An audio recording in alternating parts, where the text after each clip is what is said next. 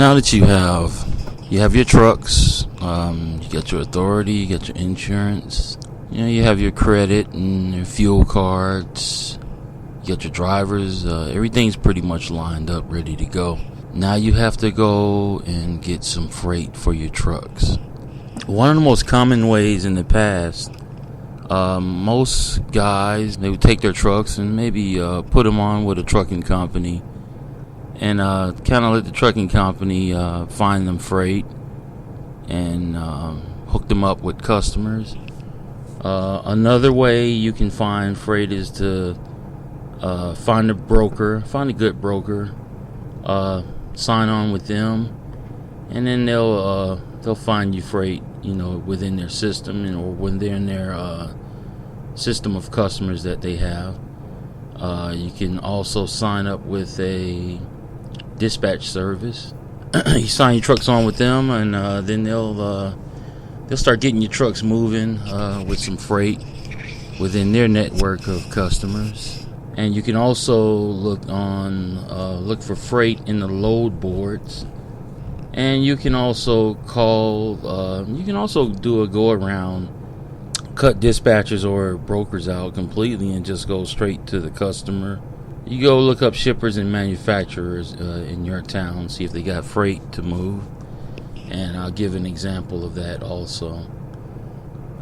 So guys, this is the point, at which start putting your shoes to the tarmac and start generating some business for your trucks, because these trucks, they got to be fed. They're like great big animals, and they need a steady diet of freight. Also, it's to give you a good lesson in how to generate and to keep business.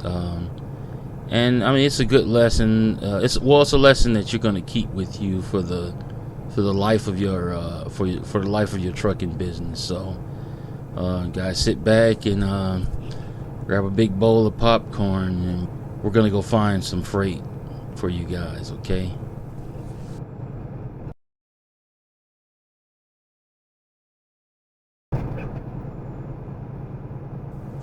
Hiring your fleet onto a trucking company is probably it's the easiest way to go.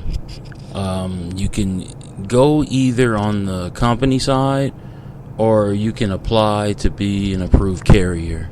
Going on the company side, where you hire directly into the company, sort of like a lease purchase operator, the per mile rates can be fairly low. They go in the range of maybe, I can't see them getting over $1.40 a mile, maybe $1.50. That would be the average. But if you go onto the approved carrier side, it's usually you apply with we'll go to the example of Swift. With Swift, you go to Swift Logistics, and they will have a brokerage. And what you do is you present your insurance and also your authority. Use your own authority, and they'll supply you with freight. You also have to have your own trailers. When you go in through the company side to like a lease purchase, they'll supply you with all the trailers. But when you on the approved carrier side, you have to supply your own trailers, your own insurance, your own authority. In some cases, they'll let you use their maintenance network, but it's best you probably come with your own maintenance team or your maintenance resources. And the rates are a lot higher. The highest I've ever seen, I remember I picked up a load in Kentucky, and it was a guy. He was he was an approved carrier for the company. My rate, I believe it was $1.40. His rate was $3.50, $3.70 range. So getting with a company, getting with a trucking company can have its drawbacks, but if you build up your resources, it can be a great benefit at the same time. This is basically the way you can get a really good jump on getting freight for your trucks by going with a company. And If you can, try to be an approved carrier with the logistics side of whatever trucking company you choose. I mean, every trucking company I can think of has a logistics side. Swift, Schneider, JB Hunt, Southwest Freight. I mean, the list just goes on and on. Just find a trucking company and look for the logistics side, and you'll find them. They'll have a brokerage. That's the way you get with a trucking company.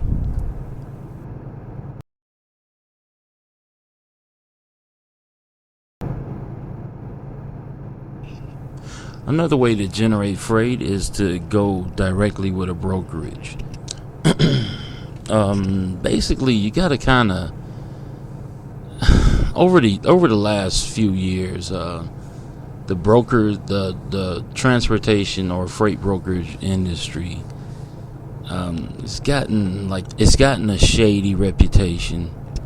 Because you just had a big influx of youngsters coming in, and I mean, they're looking to make a quick buck.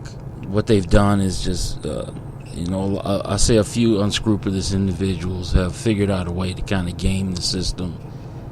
They would get really good rates from the shippers, and then, they take such a big chunk out of the rate. By the time he gets to the driver, there's really not much left. But on the bright side, you can find brokers out there that, they're real advocates for truckers. As far as like truckers making a really good, decent profit. So I would suggest you find those kind of brokers. Now, you're going to go through a lot of them before you do, so you just got to keep that in mind. Mainly, brokers, once you find the right one, they can be a really good, effective way of getting freight. But you just got to keep in mind, you're going to have to go through a lot of them before you get to the right one that'll work for you.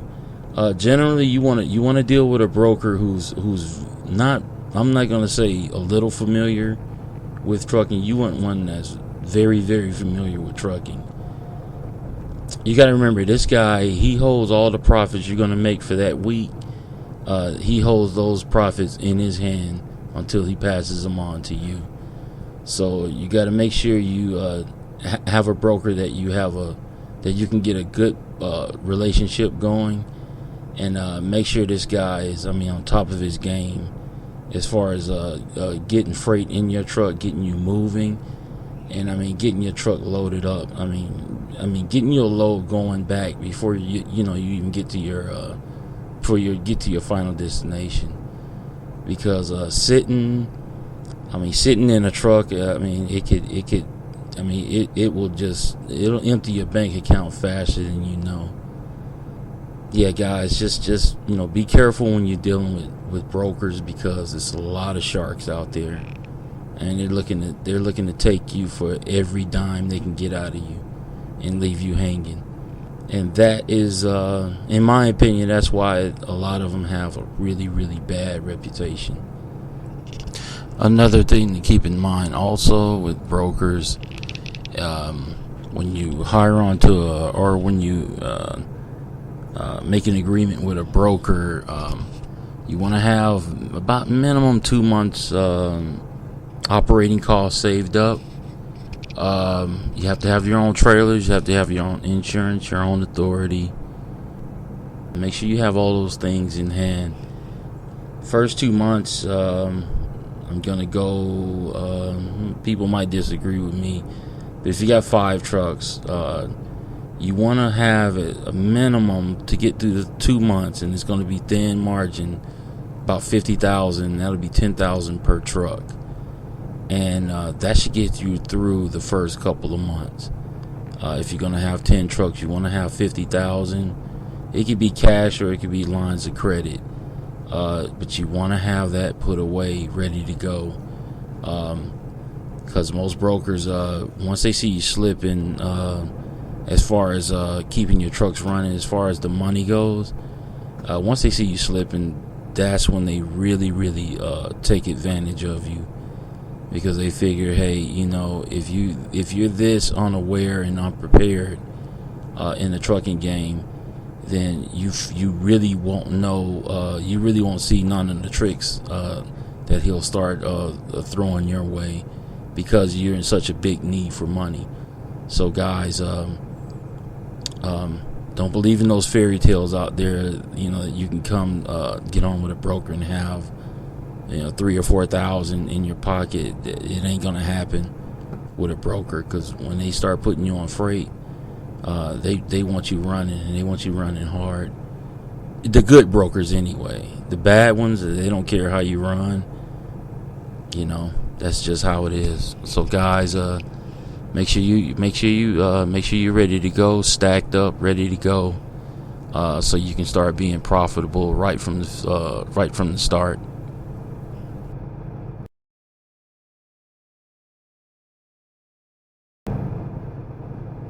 This brings us now to utilizing a dispatch service. In my personal opinion, I think this is the most effective way to get started getting freight for your fleet. Dispatch service is basically, they go hand in hand with the brokerage. The brokerage, they talk to the shippers and the manufacturers, and then the brokers turn around and in turn talk to the dispatch service, who ultimately tells the drivers where to go. That's the way it's supposed to be set up, but nobody hardly follows it that way. But me, myself, I would approach a dispatch service before I approach a broker, for the very fact that a dispatch service, they are direct advocates of smaller trucking companies and big trucking companies alike. But their motivation stems from the fact that the higher paying freight that they get, and the more the higher gross that they make for your truck during a week, they get a percentage of that gross. So the higher the amount of freight they get you, the more their percentage or more their cut will be. And it doesn't benefit them for your truck to not make a lot of money during the week, because their percentage, for example, before I start rambling, for example, if your truck makes 7 or 8,000, usually most dispatch services, they'll do a 10% cut. So if you make 7 or 8,000, that means their cut is 7 or 800. But if your truck is making 3 or 4,000, then their cut is only going to be $300. So it kind of gives you insight into knowing that with a dispatch service, when you're running with a dispatch service, they're going to make sure that your truck brings in the maximum amount possible.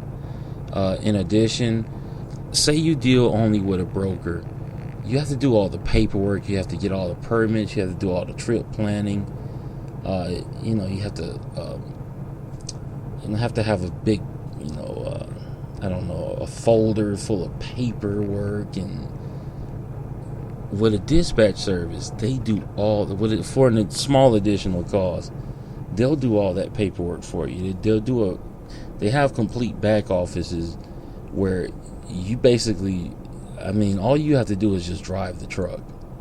You drive for the day. They'll do all the rate negotiating for you.